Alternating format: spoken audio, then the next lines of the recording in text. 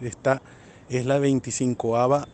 elección nacional que se desarrolla en Venezuela en los últimos 20 años, es decir, en el periodo de la Revolución Bolivariana. Se eligen en esta elección 277 curules del Poder Legislativo Nacional, es decir, de la Asamblea Nacional Venezolana, que es un órgano de una sola cámara, no tiene división interna, es una asamblea plena. Hay cerca de 14.000 candidatos y candidatas a la elección, poco más de 100 partidos y organizaciones políticas participando, inscritos en esta elección.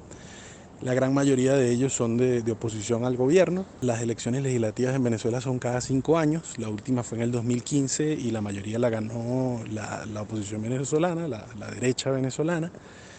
Y luego, bueno, corresponde ahora entonces en 2020 la elección nuevamente de esta Asamblea Nacional. Quizás los otros dos datos que habría que sumar es, por un lado, que hace unos 3 meses atrás hubo un intento de acuerdo nacional entre los partidos que respaldan al gobierno, los partidos del chavismo y la mayoría de los partidos de oposición, para ir a la asamblea, a las elecciones legislativas como escenario de dirimisión de los conflictos internos, sobre todo con un acuerdo central: uno, atender los problemas económicos nacionales, y el otro, por añadidura, solicitar el cese o la flexibilización del bloqueo de las sanciones de Washington contra Venezuela. Esta posibilidad de acuerdo nacional fue boicoteada por el gobierno de los Estados Unidos, que desconoció esa posibilidad de acuerdo, y luego hizo presión sobre la Unión Europea, que semanas después planteó que era necesario suspender la elección, ¿no? Frente a ese escenario de desconocimiento del acuerdo nacional, algunos sectores de oposición, representados en Enrique Capriles Radonsky, que fue el último líder de oposición que se midió contra Hugo Chávez en el 2012, salió del acuerdo, era uno de los posibles referentes de esa etapa de acuerdo nacional, y bueno, y dejó a buena parte de los partidos que están al día de hoy formando parte de esta elección. Creo que los datos significativos que habría que poner en términos de análisis tienen que ver con que, por un lado, es una asamblea, la asamblea que se elija este domingo en Venezuela va a ser una asamblea donde vas a tener partidos de distinta posición política, es decir, partidos en contra del gobierno y partidos a favor del gobierno, partidos en contra del chavismo y partidos chavistas, pero también vas a tener partidos que creen que la salida del modelo, el proyecto de país debe ser la recomposición del neoliberalismo, y partidos que consideran que el proyecto político nacional debe ser el socialismo. Dentro de esos partidos o esas organizaciones que consideran que la vía es el socialismo, hay distintas visiones sobre cuál debe ser el socialismo. Hay fuertes críticas al gobierno dentro tanto de sectores del chavismo como de los sectores de oposición, pero el elemento común entre todas las organizaciones políticas es que todas plantean la necesidad del cese del bloqueo imperialista contra Venezuela, lo cual es un carácter interesante para esta nueva Asamblea Nacional, que también, por descarte,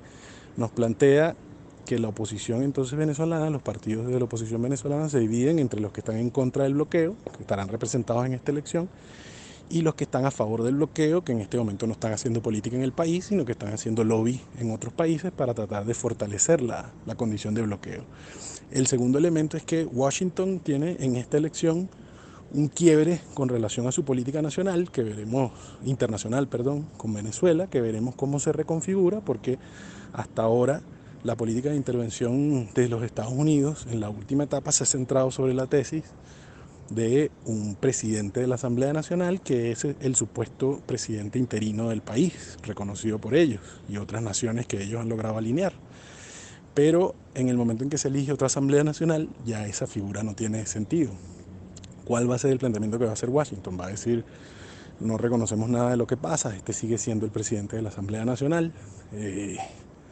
va a levantar la mano de otra figura líder, va a asumir de manera directa el proceso de interlocución con el gobierno venezolano, que ya de alguna manera ha venido ocurriendo cada vez más. Creo que es importante señalar que Juan Guaidó, más allá de ser una figura mediática, no maneja los recursos, por ejemplo, que han sido tomados a nivel internacional por el gobierno de los Estados Unidos vía sanciones, los maneja el Departamento del Tesoro de los Estados Unidos. Entonces, bueno, ¿cuál va a ser la reconfiguración de la política internacional de los Estados Unidos? Está por verse. En esta era Biden, que muchos plantean que va a significar una era de pasar de las sanciones unilaterales a sanciones multilaterales. Quizás los demócratas van a tener una mayor capacidad de generar acuerdo en organismos como la ONU, la Unión Europea, la Organización de Estados Americanos y otros espacios para ir con sanciones en bloque hacia el gobierno de Venezuela, pero eso también pasa por confrontarse con los otros países aliados que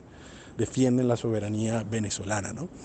El tercer elemento de análisis y último que pondría es que creo que el elemento central de un desafío de peso, de envergadura, es que en la estrategia de los Estados Unidos de garantizar un cambio de gobierno en Venezuela que le permita mantener su hegemonía imperial global frente al ascenso de potencias como China y Rusia, ha significado la ruptura del rentismo petrolero venezolano, es decir, de la matriz rentista petrolera venezolana. Y en este momento entonces en Venezuela uno de los grandes desafíos que tenemos por delante es cómo se reconfigura una matriz nacional post-renta petrolera. Y ahí es donde hay sectores que, bueno, que plantean que la única posibilidad es una recomposición neoliberal o una recomposición de mercado. Otros sectores venimos planteando que la única forma es, dentro de las claves del chavismo, remantener lo público, fortalecer lo público o defender lo público. Y otros sectores planteamos que dentro de eso pasa también por fortalecer lo comunal, lo colectivo, es decir, las fuerzas organizadas que han construido nuevas formas de gestión, nuevas formas de propiedad, nuevas formas de administración, nuevas formas de control territorial e incluso nuevas formas de desarrollo, donde la lógica central económica no es la circulación de la renta, sino la garantía de las condiciones materiales de vida, de la reproducción de la vida en los territorios populares. Creo que en ese debate nacional sobre la marcha se libran los demás desafíos centrales, es decir, la lucha contra el bloqueo, generar una agenda contra el bloqueo, eh,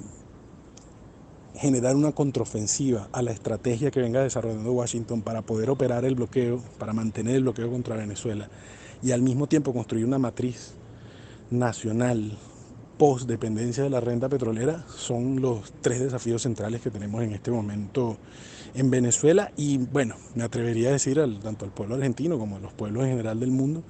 que consideramos que los llamados a ustedes debe ser que en la medida de lo posible como pueblos nos apoyen en, primero, exigir al gobierno de los Estados Unidos el levantamiento y el cese del bloqueo contra Venezuela, que es ilegal y es genocida, ¿no? Igual que como con Cuba y Nicaragua y otras naciones bloqueadas.